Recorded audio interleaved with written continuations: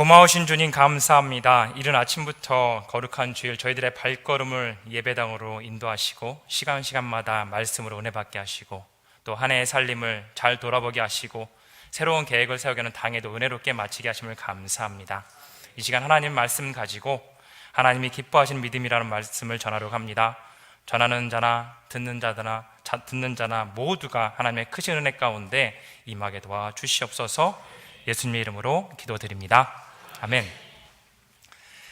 하나님의 은혜로 하나님께서 특별히 사랑하시는 우리 마음밭종 개포교회 성도님들 앞에서 말씀을 나누게 돼서 정말 감사합니다.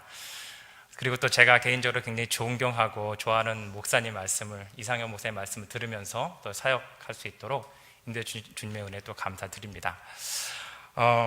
사실 지난 2주 전에 담임 목사님께서 제 소개를 너무 거창하게 해주셔서 부담스럽기도 하고요. 부족한 후배 목사를 좋게 봐주신 목사님께 감사드리고 좋은 목회를 하라는, 주어진 사역에 열심을 다하는 뜻으로 알고 더욱더 최선을 다하겠습니다. 정말 천연기념물 개표교회 그 성도들의 믿음이 더욱더 굳건히 성장하는 데 도움이 될 수 있도록 성도들의 기도와 사랑을 부탁을 드립니다. 야구를 좋아하는 선수들이 가고 싶어하는 곳이 있습니다. 메이저리그입니다. 우리나라 선수들 꽤 가 있는데요. 그 야구 선수들 중에서도 그 명예의 전당이라는 곳이 있습니다. 정말 야구를 특별히 잘하는 사람만이 갈 수 있는 곳인데, 명예의 전당에 올라가는 사람들은 부와 명예를 정말 얻습니다. 어떤 강연에 초청을 가더라도 강사비가 다르고요. 그리고 이 사람들이 세상을 떠나게 되면 특별한 장례식을 치러주기도 합니다. 그리고 그곳에 이름이 오른 사람은 그 야구 명예전당에 평생 동판이 이렇게 기록되어 있습니다. 오늘 저와 여러분들이 함께 나눌 히브리서 11장은 성경에서 믿음에 관해서 가장 길게 쓰여진 본문입니다. 그리고 이 본문을 읽다 보면 정말 믿음으로 명예전당에 오른 많은 사람들의 이름을 볼 수 있습니다. 아마 우리가 이 다음에 천국에 가서 가장 먼저 보게 될 사람들이 이 사람들이 아닐까 생각이 듭니다. 오늘 히브리서 11장에 나오는 그 믿음의 선조들을 중심으로 하나님을 기쁘시게 하는 믿음이 무엇인가에 대해서 함께 말씀을 나누려고 합니다. 첫 번째로 믿음은 보이지 않아도 믿는 것입니다. 히브리서 11장 1절 말씀 보면 믿음은 바라는 것들의 실상이요 보이지 않는 것들의 증거니. 우리가 살고 있는 세상은 눈에 보이는 것을 굉장히 중요시합니다. 어떤 얘기를 했을 때 너 왜 어떤 근거에서 그런 얘기를 해? 증거 있니? 보여줘봐. 그런데 세상에서는 보이는 것을 중요시하지만 성경에서는 하나님의 말씀으로 이 세상 모두가 하나님의 말씀으로 지어져 있고 그리고 그것을 믿음으로 믿으라고 말하고 있습니다. 예수님의 제자들 가운데도 도마가 그랬습니다. 부활하신 예수님을 믿지 못했습니다. 내가 내 손으로 손의 못자국과 창자국을 만들기 전까지는 예수님 부활하셨다고 믿지 못하겠다. 그때 예수님께서 이 도마를 야단치지 않으시고 도마에게 손과 옆구리를 보여주시면서 너는 나를 본고로 믿느냐? 보지 못하고 믿는 자는 더욱 복되다라고 말씀하십니다. 아마 오늘 새가족위원회 중심으로 예배를 드리고 있는데요. 아마 새가족들을 훈련시키다 보면, 특별히 전도하시다 보면 이 우리가 뿌린 복음의 씨앗이, 믿음의 열매들이 굉장히 더디게 그 열매를 맺을 때에 힘들고 어려울 때가 있습니다. 내가 정말 하나님의 뜻대로 잘하고 있는가? 내가 혹시 믿음이 부족해서 그런 건 아닌가? 신앙생활을 열심히 오래 했는데도 뭐 예언을 한다거나 방언을 한다거나 특별한 능력도 보이지 않고 심지어 기도할 때 하나님의 음성을 들어본 적도 없는데요. 뭐 이런 고민하신 분도 있는데, 그런 일이 일어나지 않는다고 해서 우리의 믿음이 부족한 것이 아니라 그럼에도 불구하고 우리에게 주어진 일을 믿음으로 나갈 때에 하나님께서 더 큰 믿음이라고 칭찬해 주실 것입니다. 제가 중학교 3학년 때 일이에요. 9월 어느 가을날 저희 형이 야 은성아, 이번 주 토요일 날에 맛있는 거 사줄게. 횟수로는 1987년도였던 것 같아요. 제가 중3이었을 텐데 형이 맛있는 거 사주겠다고 그래서 수원 남문의 중앙극장 앞에서 기다렸습니다. 1시에 만나기로 했는데 어찌된 영문인지 형이 안 옵니다. 1시간이 흐르고 2시간이 흐르고 3시간이 지났는데도 안 오는 거예요. 극장 앞이라 막 고구마채 뭐 이렇게 굽는 사람, 지포 굽는 사람, 오징어 굽는 사람, 배는 고픈데 그 냄새가 어찌나 저를 힘들게 하더니, 그 당시에는 삐삐도 없었습니다. 물론 핸드폰도 없었고요. 연락할 길이 없는 거예요. 그냥 혼자 3시간 넘게 기다리고 있는데 한 4시 반쯤 됐을까? 저기 멀리서 형이 헐레벌떡 이게 뛰어오더라고요. 그러더니, 야, 너는 진짜 내 동생이다. 두들겨주면서 얼싸안고 뭐 이상가족 만나는 것 같았어요. 그때 저 형이 진짜 돈가스 사주고요, 사달라는 거 다 사줬습니다. 제가 참 어렵지만 형이 온다는 약속만 믿고 기다렸습니다. 형은 반드시 온다. 형이 나를 사랑하니까 진짜 무슨 일이 있어도 온다. 뭔가 사정이 있어서 그런가 온다라는 믿음이 있었습니다. 여러분들 사시면서 하나님이 눈으로 보이십니까? 안 보이시죠? 그죠? 그러나 하나님을 믿는 참된 믿음을 통하여서 하나님은 역사하십니다. 하나님을 신뢰하는 삶, 하나님을 믿는 삶, 그 삶을 살아갈 때에 믿음의 열매가 하나둘 맺어질 것입니다. 그것이 바로 하나님이 원하시는 믿음, 하나님이 기뻐하시는 믿음, 보이지 않아도 믿는 믿음입니다. 두 번째로, 믿음은 내가 이해할 수 없을 때에도 순종하는 것입니다. 히브리서 11장에 16명의 믿음의 위인들이 나오는데 읽진 않았는데 한번 읽어보겠습니다. 히브리서 11장 7절에 나오는 인물입니다. 시작. 믿음으로 노아는 아직 보이지 않는 일에 경고하심을 받아 경외함으로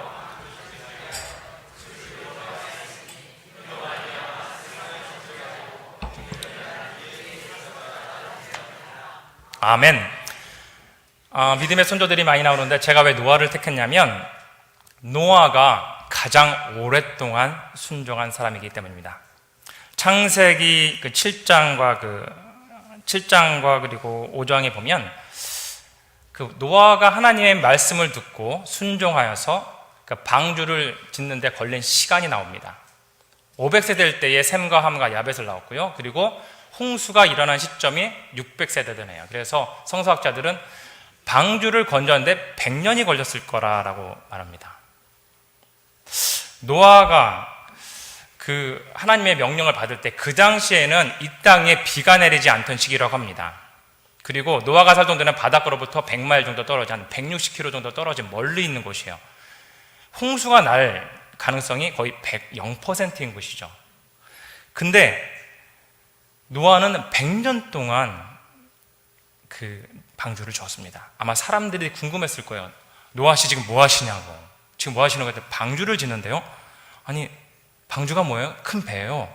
왜요? 하나님이 만들라고 하셨거든요. 쉽지 않은 겁니다. 노아의 자식들은 어떻겠습니까? 너희 아버지 혹시 이렇게 되신 거 아니니? 비가 내리지 않는데 홍수가 난다고? 세상의 기준을 볼 때 이해할 수 없는 일이고, 또 노아의 자식들도 가족들도 이해할 수 없는 그러한 명령입니다. 그런데 노아가 100년 동안 하나님이 명령하셨기 때문에 순종합니다. 제가 미국에 유학을 떠났을 때 많은 분들이 저를 말렸습니다. 심지어 어떤 분은 황 목사 지금 유학 가려고 하는 개 포기해야 돼. 그 돈 가지고는 3개월도 못 버티고 유학은커녕 굶다가 올 거야. 막 말리셨습니다. 근데도 진짜 하나님께서 명령하셨다는 그 믿음 가지고 갔어요. 근데 그 선배님 말씀대로 정말 고생 많이 했습니다. 경제적으로 너무 힘들었어요. 어느 해인가 한국에서 선배 목사님이 오셔서 그 LA에 그 가족들 휴가차 오셨는데 저희 집에 일부러 머무시겠다고 하시는 거예요. 부득불 호텔 놔두시고. 그래서 저희 집에 며칠 머물다 가시면서 아마 저를 도와주려고 했던 것 같아요. 봉투를 하나 주고 가시더라고요. 봉투에 꽤 큰 돈이 들어있었습니다. 우리 돈으로 한 60만 원, 500불이 들어있었는데, 그래서 제가 그 500불 든 거를 이제 가정의 주인이신 아내 되신 분께 딱 줬어요. 아내가 깜짝 놀라더라고요. 웬 돈이냐고. 목사님, 선배 목사님 주셨어? 그랬더니 아내가 돈 봉투를 줘서 놀라기도 했지만 이 봉투를 열고 더 놀랐던 거예요. 꿈에 그 하나님이 봉투를 주셨대요. 봉투에 어떤 500불이 들어있는 거예요. 그래서 하나님 감사합니다 했더니 하나님께서 이 돈은 너희 돈이 아니다 그러신 거예요. 너희보다 더 어려운 자에게 갖다 주어라. 그래서 이거는 아내가 하나님 음성을 들려주셨기 때문에 우리가 쓰지 말고 어려운 사람에 줘야 된다는 거예요. 제가 가장된 저로서는 야, 우리가 제일 어려워. 누굴 더 도와줘.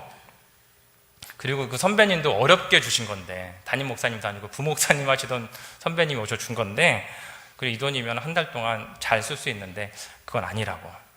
신랑이 하다가 전 아내를 사랑하기 때문에 아내가 아내의 뜻을 따랐습니다. 그 돈을 들고 저희와 친하게 지내던 선교사님 가정을 찾아갔습니다. 아이가 넷이신데 자동차가 너무 오래돼서 고장이 났어요. 그런데 고칠 수가 없는 거예요. 그래서 발이 묶여서 학교도 걸어 다니시고 애들 라이드도 다른 분이 도와주는 그런 그분들에게 그 봉투를 들고 찾아가고 있었습니다. 찾아가면서 운전하면서 저는 입이 이만큼 나왔어요. 도대체 이해할 수 없는 거예요. 하나님, 이게 정말 하나님 원하시는 일입니까? 의심스러웠어요. 근데 그때 제가 입이 삐쭉 나와서 운전하고 갖고 있을 그때에 그 선교사님한테 전화가 왔어요. 한 목사님 어디 계세요? 지금 선교사님한테 가고 있다고, 잠시 보자고. 다 왔다고. 딱 그 집에 들어가서 식탁에 앉았는데 그 식탁 위에 저희가 가져간 봉투와 똑같은 봉투가 식탁 위에 놓여져 있었습니다. 우리는 각자 준비한 봉투를 나누었습니다. 그분이 차를 못 고치고 있었는데 어느 이름을 밝히지 않는 교인이 이 선교사님의 안타까운 사정을 듣고 차 고치는 비용을 다 내주시고 또 수리하는 곳에서는 의뢰하지 않은 것까지 다 완벽하게 고쳐주셨습니다. 그래서 너무 감사해서 이 자신들이 수리비로 모았던 이 돈을 자기보다 형편이 어려운 사람에게 나눠주겠다고 생각을 했는데 그래서 저희 가정을 불렀습니다. 우리 성도님들은 은혜스럽게 웃으시지만 그때는 진짜 저희는 많이 울었습니다.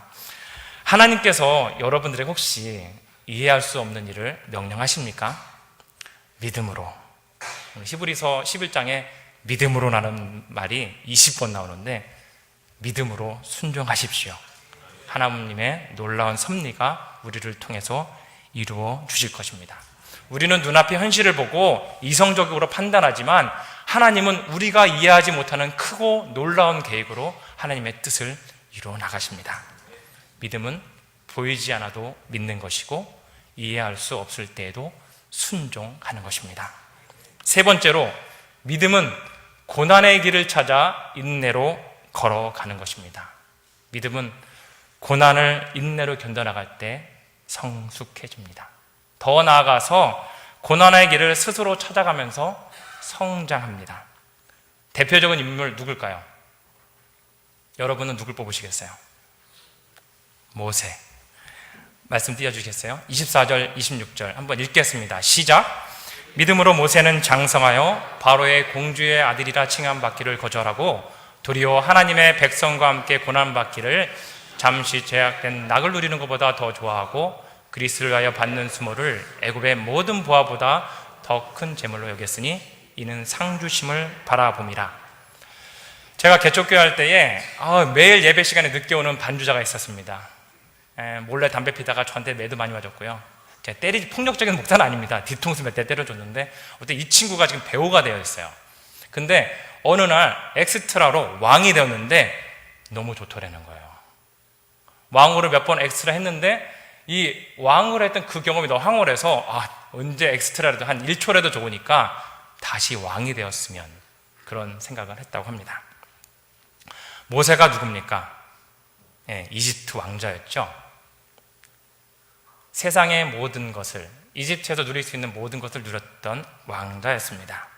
그런데 이 모세가 왕자로서 누릴 수 있는 모든 권리를 포기하고 광야로 나가서 하나님을 만나게 되고 이스라엘을 구하는 사람이 됩니다. 고난의 길이 있었습니다. 40년 동안 왕궁 생활을 했지만 40년 동안 광야 생활을 했습니다. 왜 모세가 왕위를 버리고 광야에서 생고생을 했을까요? 26절을 보니까 장차 받을 상이 있음을 알고 있었습니다. 내가 스스로 고난의 길을 갈 때에 하나님께서 큰 상을 주실 거라는 것을 믿음으로 알고 있었다는 것입니다. LA에서 유학 중일 때에 2년 선배 목사님과 함께 호피 인디언 마을을 방문한 적이 있습니다. LA에서 라스베가스까지 4시간, 라스베가스에서 또 스태그플레이션까지 4시간, 거기서 또 선교지 호피 마을까지 2시간 정도 갔던 것 같은데, 선교지까지 10시간 운전하고 가면서 제가 창밖으로 보는 풍경들은 여기가 미국이 맞나? 어디 아프리카 오지가 아닌가? 변변한 가게도 하나 없고요. 보이는 것은 풀, 흙, 돌. 인디언 보호구역 갔을 땐 더 참혹했습니다. 여기가 보호구역인지 마를리 보호구역이지 강제 거주지역, 감옥과 같은 그런 열악한 지역이었습니다. 그 지역에 살고 계신 선교사님, 선배 선교사님과 자녀들 보고 정말 가슴이 뭉클했습니다. 하룻밤 잤는데 저는요, 막 얼굴, 절대 손발이 탱탱 붓고요, 코피도 나고, 또 낡은 선교사님 그 사택으로 창문마다 그냥 모래는 다 들어온 것 같아요. 모래가 수북히 쌓여있고. 저희 아내가 되게 믿음이 좋다고 자부하는 사람인데, 여보, 난 여기서 하루도 못 살 것 같아, 막 이러더라고요. 그래서 믿음 좋다고 말할 땐 언제고. 아무튼 근데 이렇게 열악한 곳에서 오랫동안 호피 인디언을 섬기신 우리 이상혁 담임 목사님과 사모님, 삶으로 믿음을 보여주신 분들입니다. 한 번도 힘들고 어렵다고 말씀하신 적을 들은 적이 없습니다.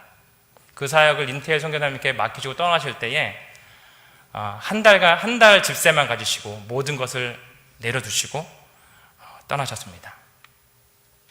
산호에서도 가셔서 개척을 하셨는데, 제가 미국에서 다니던 학교는 감리교 계통의 신학교가 아니라 탈봇 신학교라고, 그러니까 모든 교단 사람 다 있어요. 제일 많으신 분들이 제가 한국에 있을 땐 교류 안 했던 총신, 고신, 그리고 잘 봐주면 순복음, 성결교, 다른 교단 사람들이 있는데, 이분들이 우리 선교사님 얘기를 하는 거예요.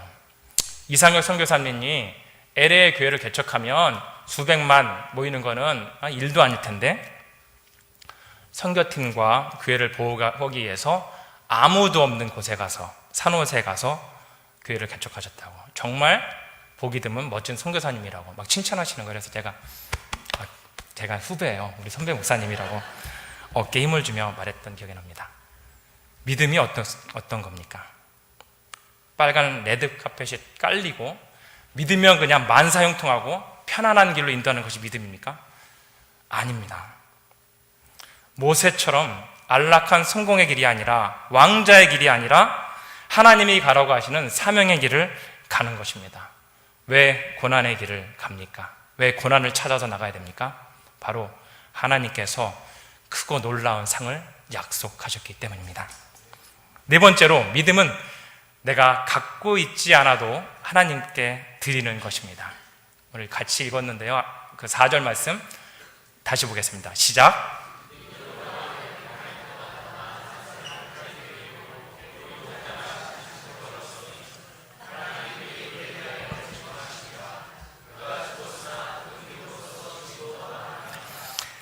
아멘.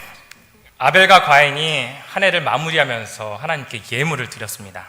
그런데 가인은 열심히 농사를 지어서 곡식을 바쳤고요, 아벨은 어린 양을 잡아서 제사를 지냈습니다. 성경에 이유는 구체적으로 나오지 않았지만 아벨의 제사는 기쁘게 받으시고 가인의 제사는 받지 않으셨다고 합니다.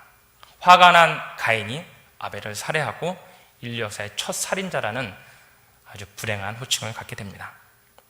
그렇다면 왜 아벨의 제사를 받으시고 가인의 제사를 받지 않으셨을까?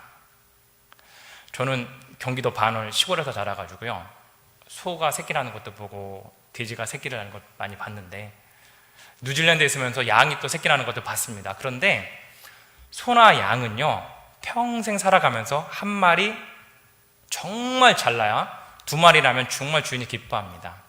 새끼를 많이 낳지 않습니다. 아벨이 양을 목동이었는데 양을 친 지 첫 해에 새끼 양을 드린다?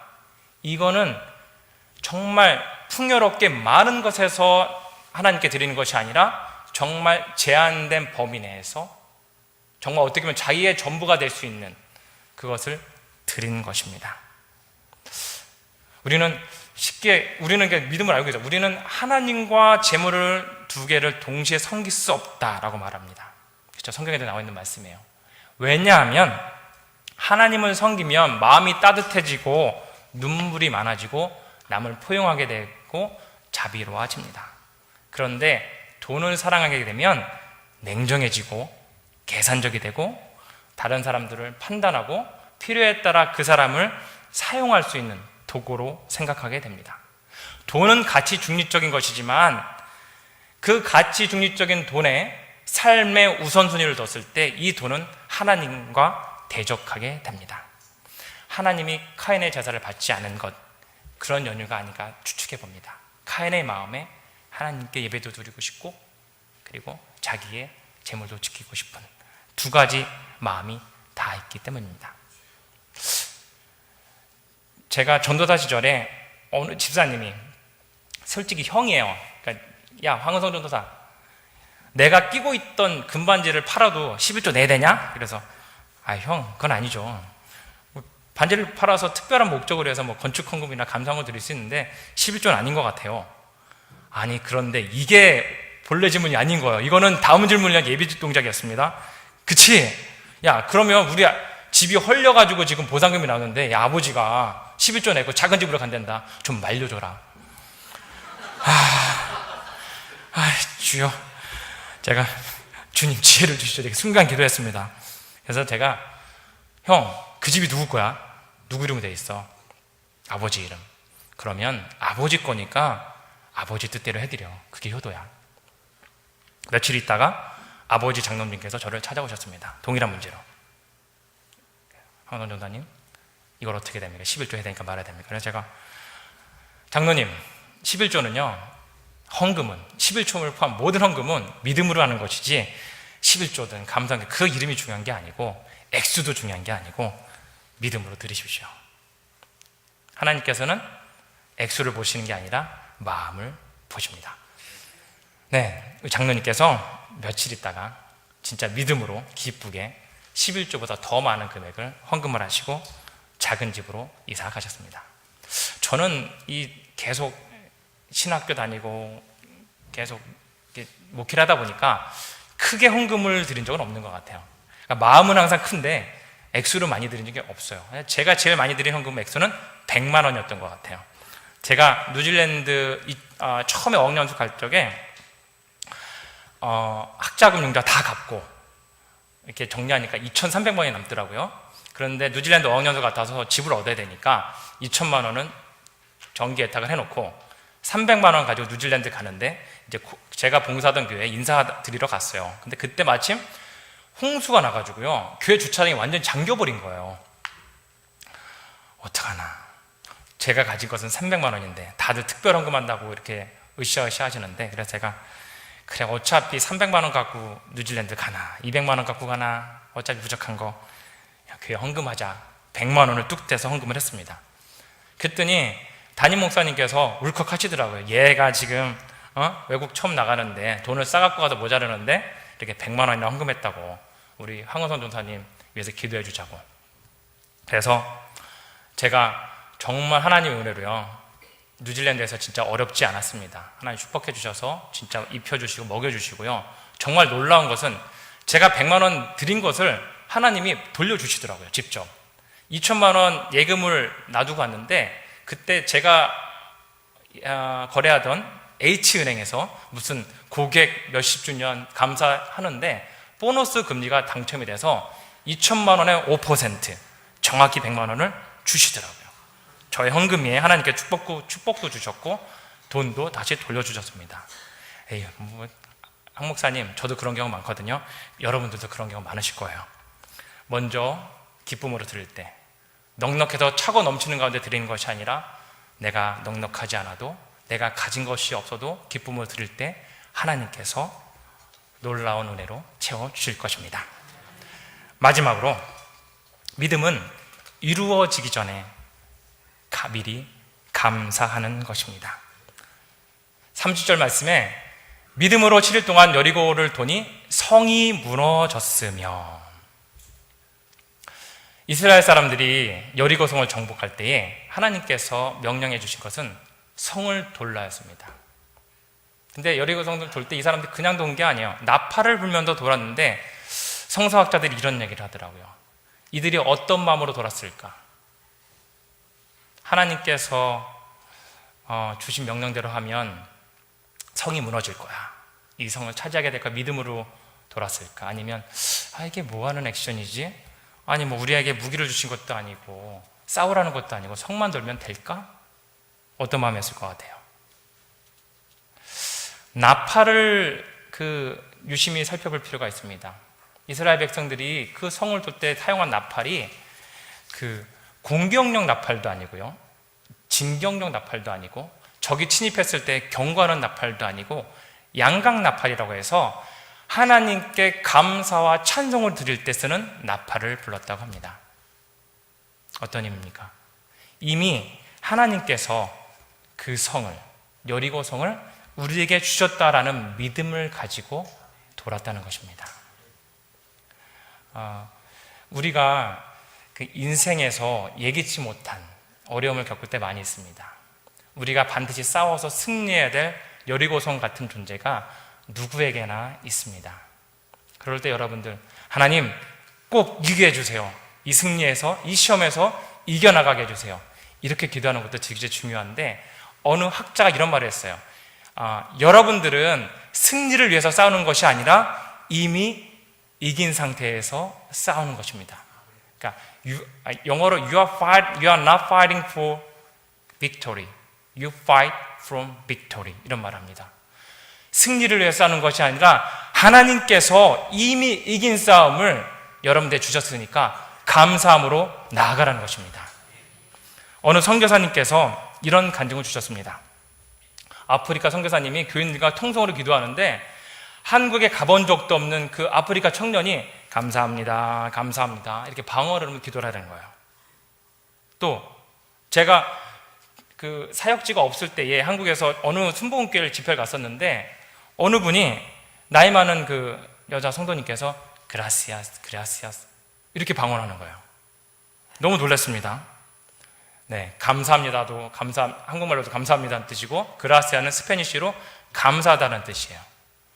방언을 연구한 학자들에 의하면 그렇게 방언의 내용 중에 보면 감사합니다라는 말이 세계 다양한 언어로 번역돼서 그렇게 방언으로 나온다고 합니다.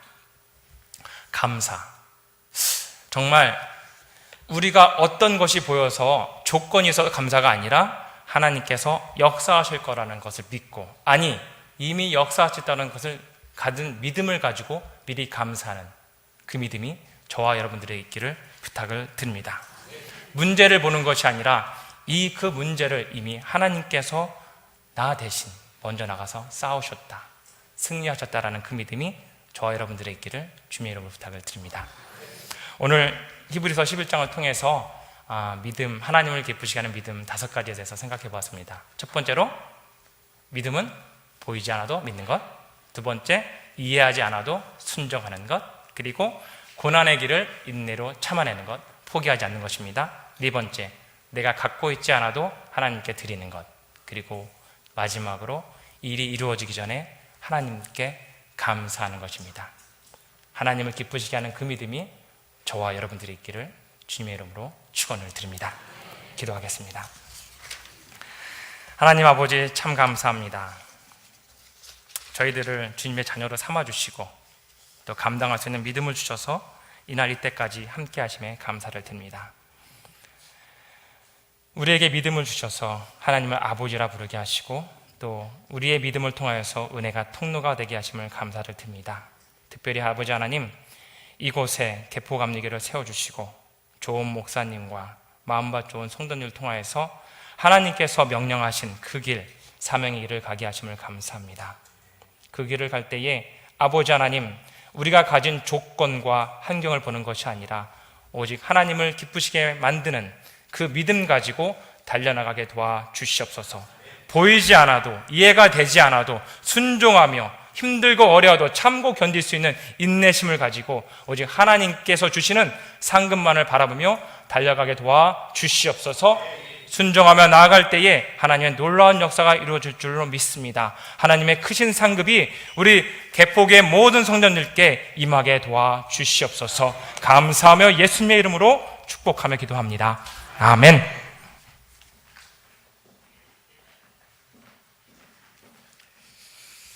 감사합니다. 오늘 새가족위원회 주관으로 예배를 드리는데 우리 새가족들 축복하고 그리고 사랑합니다. 예수님의 마음을 품으시고 밝은 미소로 오시는 분들에게 좋은 인상, 이미지를 심어줬으면 좋겠습니다.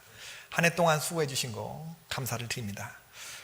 황은송 목사님 말씀도 아주 은혜가 되고 귀한 말씀 감사합니다. 말씀 잘하시죠?